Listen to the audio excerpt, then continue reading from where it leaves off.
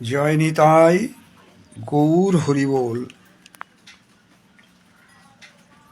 বৃন্দাবন থেকে বলছি। প্রতিদিনের মতো আমরা ভাগবতীয় আলোচনায় একটি বিষয় আজকে নিয়েছি। বিষয়টি হলো ভক্তিকে অবজ্ঞা করে দুর্বাসা মুনির কি অবস্থা হয়েছিল। খুব সুন্দর বিষয়।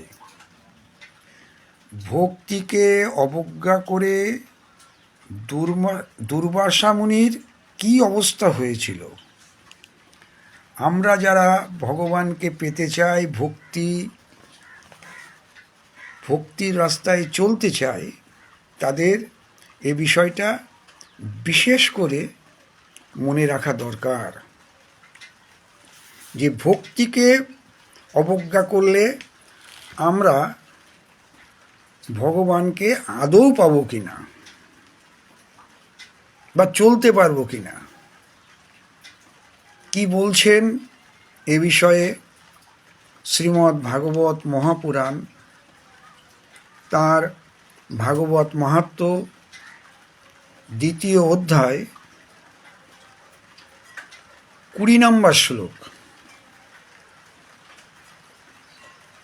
আমরা শাস্ত্র থেকে জেনে নিই। ভক্তি দ্রোহ করা যে চতে সিদন্তি জগত্রয়ে দুর্বাসা দুঃখমাপন্না পুরা ভক্ত বিনিন্দিক। এটা ভাগবতীয় শ্লোক হলো ভাগবত মাহাত্ম্য 2য় অধ্যায় 20 নম্বর শ্লোক। আসুন আমরা এর মানেটা জেনে নিই, এর অর্থটা কি।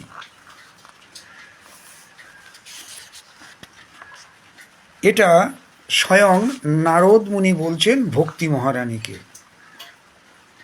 কি? ভক্তির প্রতি যে অবজ্ঞা করে, শত্রুতা করে,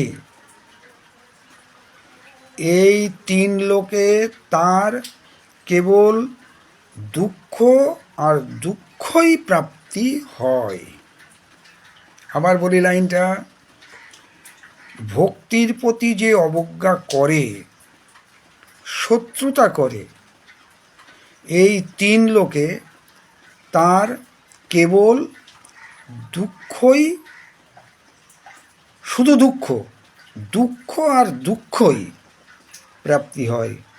পুরাকালে ভক্তকে তিরস্কার করার জন্য দুর্বাসা মুনিকে অনেক কষ্ট পেতে হয়েছিল। আপনারা প্রায় সবাই জানেন, ভক্ত যারা তারা জানেন যে অম্বরীশের কাছে অপরাধ করে দুর্বাসা মুনিকে কি ভোগান্তি ভুগতে হয়েছিল, কত কষ্ট পেতে হয়েছিল তাকে। এবার 21 নম্বর শ্লোকে বলছেন, নারদ মুনি বলছেন ভক্তি মহারানীকে, ব্রত, তীর্থ পর্যটন, যাগ, যজ্ঞ বা জ্ঞান চর্চা ইত্যাদি নানাবিধ সাধনের কোনো আবশ্যকতাই নেই। একমাত্র ভক্তি মুক্তিদায়িনী। ব্রত, তীর্থ পর্যটন, যাগ, যজ্ঞ ও জ্ঞান চর্চা এসবের কোনো সাধনের, আরও সাধন আছে, অন্যান্য যে কোনো সাধনের কোনো আবশ্যকতাই নেই। একমাত্র ভক্তি মুক্তিদায়িনী। এই জন্যে মহাজনের একটা পদে আমরা পেয়েছি, তীর্থযাত্রা পরিশ্রম কেবলই মনের ভ্রম, সর্বসিদ্ধি গোবিন্দ চরণ। তাহলে আমরা যারা ভক্তি লাইনে চলতে চায় তাদের সবসময় মনে রাখতে হবে যেন কোনো কারণে ভক্তি মহারানীর প্রতি বা ভক্তের প্রতি কোনো রকম অবজ্ঞা আমাদের না আসে। তাহলে আমরা ধর্মের পথ থেকে, ভগবত প্রাপ্তির পথ থেকে চ্যুত হব এবং দুঃখপ্রাপ্ত হবে। ভিডিওটি ভালো লাগলে লাইক, শেয়ার, কমেন্টস করবেন। আরও যদি কিছু আপনাদের বলার থাকে তাহলে কমেন্টসে জানাতে পারেন। আজ এই পর্যন্ত। সবাই ভালো থাকুন, আনন্দে থাকুন, সবার ভজন কুশল কামনা করি। জয় নিতাই, গৌর হরি বল, জয় শ্রী রাধে শ্যাম।